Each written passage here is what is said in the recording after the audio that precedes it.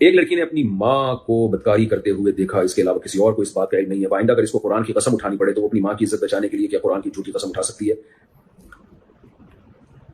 جھوٹی قسم اٹھانا حرام ہے، کبیرہ گناہ ہے. اس کا طریقہ یہی ہے، پہلی بات اپنی ماں کو اگر اس نے دیکھا ہے تو وہ اپنے باپ کو یہ بات بتائے، کسی اور کو نہ بتائے. ماں کی عزت کا خیال کرے، لیکن باپ کے ساتھ جو خیانت ہو رہی ہے اس میں نسب میں خلل واقع ہونے کا خطرہ ہوتا ہے. دیکھیں، شوہر اگر زنا کرے وہ بھی جرم ہے، اس پہ بھی شریعت نے رجم کا حکم دیا. بیوی زنا کرے تو وہ بھی جرم ہے، اس پہ بھی شریعت نے رجم کا حکم دیا.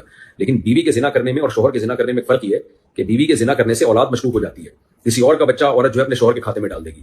تو اس لیے شادی کے بعد شوہر کا بھی رائٹ ہے کہ بیوی زنا نہ کرے، کیونکہ اس سے اس کا نسب خراب ہو جائے گا. شوہر کے زنا کرنے سے گناہ تو ہوگا لیکن نسب خراب ہونے کا خطرہ نہیں ہوتا.